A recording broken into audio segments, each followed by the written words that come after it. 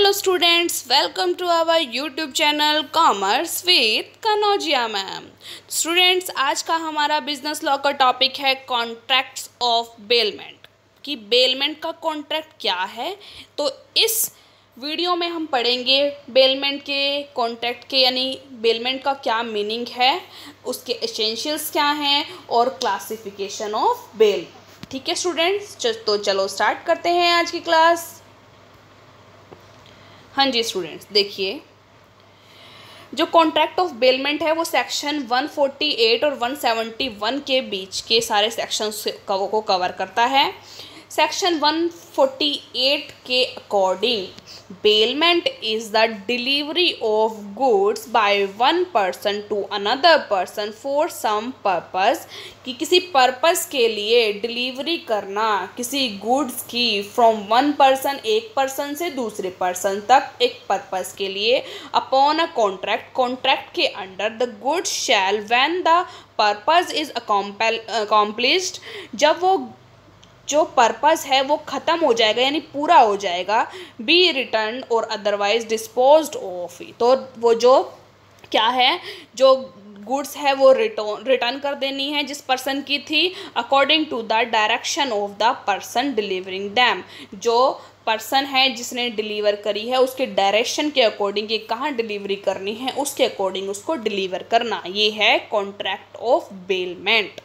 ठीक है, कि एक पर्सन से दूसरे पर्सन को गुड्स को डिलीवर करना और किसी पर्पस के लिए, और जब वो पर्पस ख़त्म हो जाता है या पूरा हो जाता है तो वो वापस जो गुड्स की डिलीवरी उनको कर देना। अब इसके अंदर दो पार्टीज होती है, कौन कौन सी होती है, देखो भाई स्टूडेंट, दो पार्टी होती है, बेलर और बेली की। बेलर वो पर्सन होता है जो पर्सन डिलीवरिंग द गुड्स, जो गुड्स को डिलीवर कर रहा होता है, यानी उसको हम ओनर भी बोल सकते हैं। क्या बोल सकते हैं? Owner of the goods. ठीक है स्टूडेंट्स।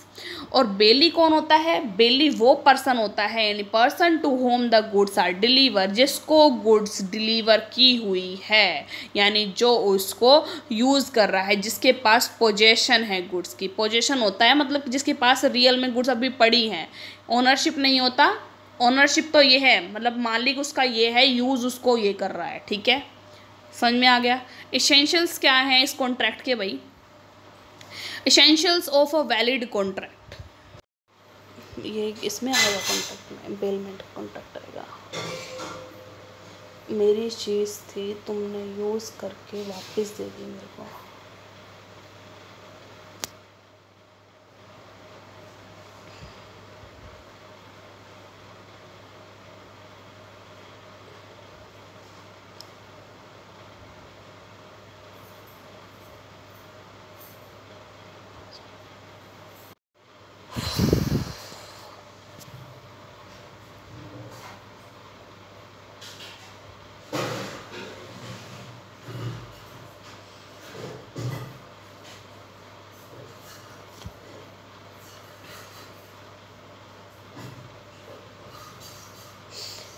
आगे देखिए स्टूडेंट्स, कुछ एग्जांपल्स दिए हुए हैं, जैसे कि हमने यहाँ बताया हुआ है custody and possession must change. Custody और पोजेशन चेंज हो जाएगा but not the ownership, ownership change नहीं होगी। ठीक है, ओनरशिप का जिसका जो ओनर था वही रहेगा, यानी जो बेलर है वही ओनर रहेगा, बेली नहीं बनेगा ओनर। ठीक है, एग्जाम्पल देखो कुछ। Deposit of money in the bank, मेरी मनी थी, ठीक है, मेरी मनी थी, कितनी थी? 5 लाख रुपए की थी। ठीक है, मैंने उसको बैंक में जमा करा दी। मैं क्या हूँ अब? एक तरह से मैं हूँ उस टाइम पे बेलर। कौन हूँ? बेलर। बैंक है मेरा बेली, उसने मेरे पैसे संभाल के रख रखे हैं। ठीक है, जब मैं उससे डिमांड करूँगी मेरे पैसे वापस कर, तो वो मुझे पैसे वापस करेगा। ठीक है स्टूडेंट्स, आगे देखो अगला।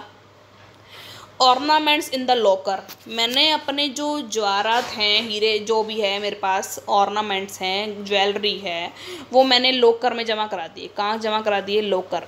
ठीक है, ये मैं हूँ। ठीक है, मैंने अपनी जो सारी ज्वेलरी थी, धन दौलत जो भी था मेरे पास, ठीक है, ये था सब कुछ, मैंने ये जमा करा दी लॉकर में। ठीक है, मैं कौन हूँ? मैं हूँ बेलर, मैं जमा कराने वाला हूँ या फिर ओनर हूँ मैं उस ज्वेलरी का। ठीक है, और जो ये लॉकर है जिसने मेरे संभाल कर रख रखे हैं मेरे ऑर्नामेंट्स, वो कौन है? वो बेली है, ठीक है। और मेरा एक स्पेसिफिक पर्पस क्या है? स्पेसिफिक पर्पस है मेरे गहनों की सिक्योरिटी, ठीक है। अब जब मुझे चाहिए, मुझे पहनने हैं वो गहने, तो मैं इससे वापस ले सकती हूँ, ठीक है स्टूडेंट्स। चलो आगे, कार हायर करी है, अभी आपको समझाया था इसका एग्जांपल। तो देखिए कार हायर करी है, ठीक है, दिल्ली जाना था, आपको बता दिया मैंने। कार हायर करी है, दिल्ली जाना था, 5,000 रुपये कंसिड्रेशन, मतलब 5,000 रुपये दूंगी अगर कार से दिल्ली जाऊंगी और फिर वापस आऊंगी। तो मेरा दिल्ली जाना मेरा क्या हो गया? स्पेसिफिक पर्पस हो गया, ठीक है। जब वो पर्पस कंप्लीट हो जाएगा, घर वापस आ जाऊंगी, तो उसकी एक तो कार रिटर्न करूंगी और एक कंसिडरेशन पे करूंगी, ठीक है स्टूडेंट्स, समझ में आया? आगे चलो, यहाँ देखो मैंने एक तरह से बना रखा है ये देखो, ये तो है बेलर। बेलर क्या होता है? रियल ओनर होता है उस गुड का। ये है बेली, जिसके पास गुड्स की कस्टडी होती है बस, ठीक है, यानी पोजेशन होता है उसके पास।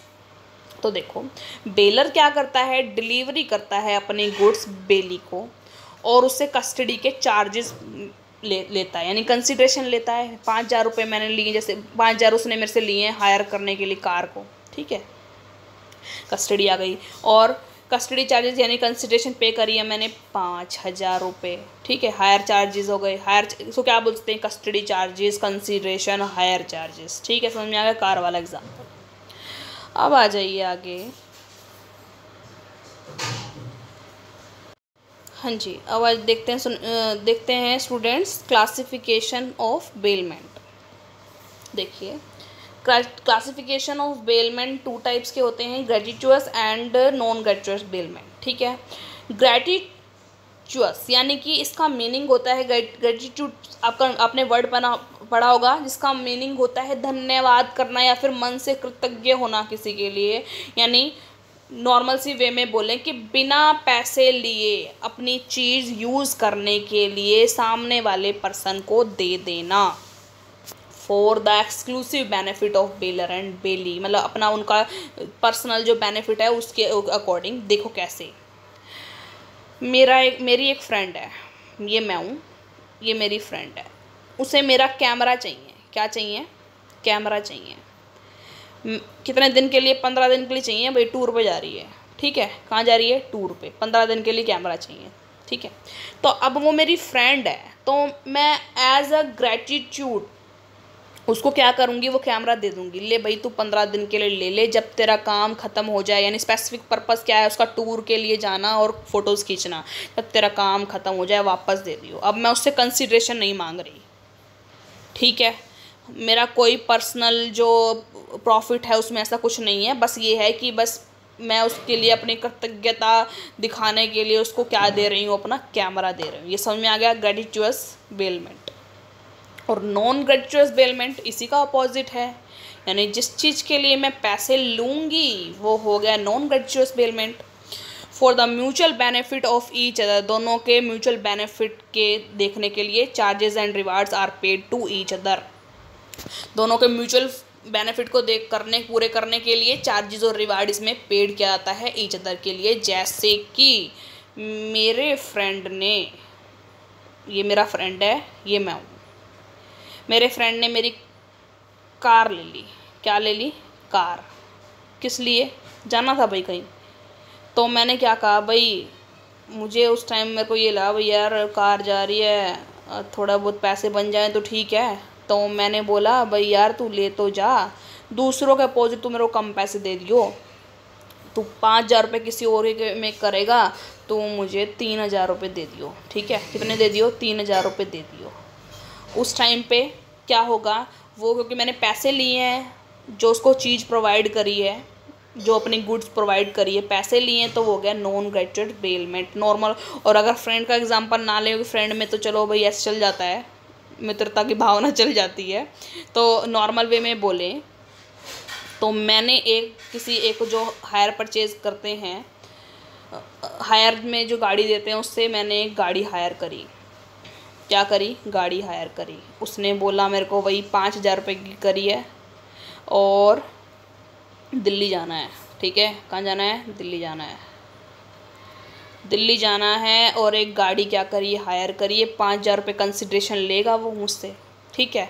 तो अगर जब हम पैसे पे कर रहे हैं उस चीज़ के लिए, कोई चार्जेज या रिवार्ड ले रहे हैं अपनी चीज़ को देने के लिए, सामने वाला ले रहा है हमसे या फिर हम किसी से ले रहे हैं, तो वो होगा नॉन ग्रेचुअस बेनिफिट्स या बेलमेंट, नॉन ग्रेचुअस बेलमेंट, ठीक है स्टूडेंट्स। चलो अब आगे देखते हैं।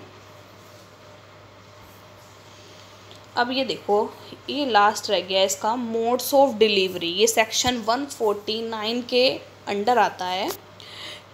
जो डिलीवरी होती है उसके मोड्स क्या क्या हैं, देखो, एक होती है एक्चुअल डिलीवरी, एक होती है सिंबॉलिक डिलीवरी, एक होती है कंस्ट्रक्टिव डिलीवरी। सिंपल से एक एग्जांपल के साथ समझाती जाऊंगी। एक्चुअल डिलीवरी यानी कि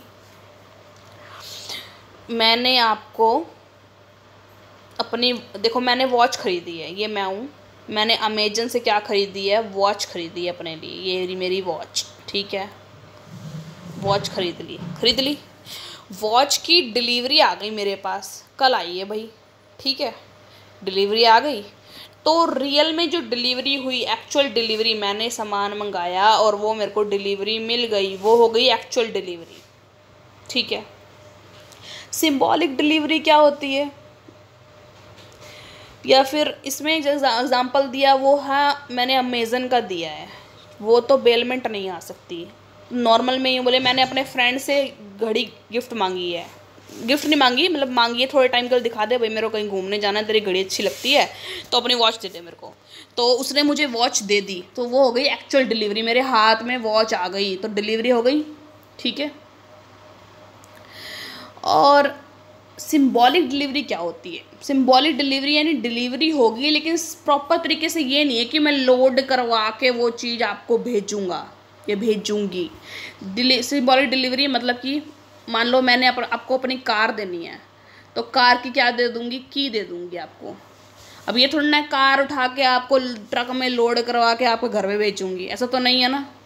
कार की दे दी और ले जाओ भाई, तो मैंने क्या कर दिया, आपको कार की डिलीवरी कर दिया, और सिंबॉलिक डिलीवरी कहलाएगी, ठीक है। आगे आ जाइए, कंस्ट्रक्टिव डिलीवरी। कंस्ट्रक्टिव डिलीवरी में देखो क्या होता है, transfer of possession of goods does not actually take place. Possession of goods यानी कि आपकी जो गुड्स हैं उसकी पोजेशन ट्रांसफ़र नहीं होती। कैसे, देखो बताती हूँ, एग्जांपल देती हूँ। मेरे पास एक कैमरा है, ठीक है, क्या है, कैमरा है, वो है 5 लाख रुपए का, मान लेते हैं भाई, मानने में अपना क्या आता है, मान लिया कैमरा है 5 लाख रुपए का। अब मुझे ना फ़ोटोग्राफी का ना कोर्स करना है, ठीक है, और वो कोर्स है 10 लाख रुपए का, ठीक है। अब क्या करूं, पैसा नहीं है, कहाँ से लाऊं, तो मैं गई बैंक के पास। बैंक ने बोला कि कोई एसेट वगैरह है जिसको गिरवी रख लूं। मैंने बोला भाई कैमरा है मेरे पास, तो बैंक ने बोला ठीक है कैमरा दे दो मेरे को, और मैंने बोला 5 लाख रुपए का। कहता ठीक है कैमरा मुझे दे दो और 10 लाख रुपए का लोन ले लो, ठीक है। तो मैंने उसको बोला कि ठीक है जी, कैमरा तो जी आपका ही है, मतलब कि आप ओनर हो आज से उस कैमरे के, जब तक मैं 10 लाख रुपए नहीं देता, ठीक है। लेकिन वो कैमरा मुझे यूज़फुल है उस स्टडी में, जो मेरे को 10 लाख की स्टडी करनी है, तो मुझे आप कैमरा क्या कर दो, हायर करके मैं ले रहा हूँ आपसे, कोई पोजीशन नहीं दे रहा मैं आपको, ऑनरशिप ट्रांसफ़र कर दी है मैंने आपको कि अगर मेरे 10 लाख रुपए का आपको लोन नहीं पे करूँगी तो आप ये कैमरा मेरे से ले लेना, ठीक है।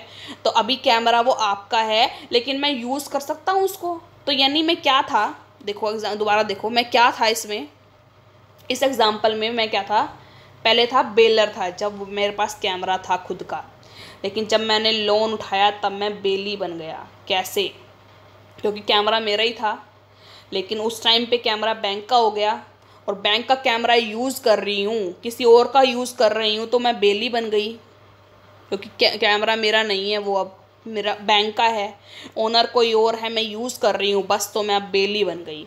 तो कंस्ट्रक्टिव डिलीवरी में क्या होता है, बेलर्स बिकम बेली। कंस्ट्रक्टिव डिलीवरी में जो बेलर है वो बेली का काम करता है, बेली बन जाता है, ठीक है स्टूडेंट्स। होप सो ये लेक्चर आपको समझ आया होगा। अब अगर समझ में आया है और कुछ अच्छा लगा है या फिर कुछ सही नहीं लगा है तो कमेंट बॉक्स में ज़रूर बताइए मुझे।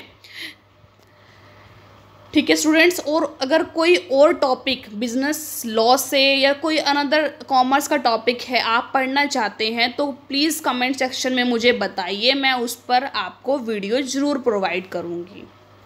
Thank you students. ज़्यादा से ज़्यादा मेरे चैनल को सब्सक्राइब कीजिए और शेयर कीजिए।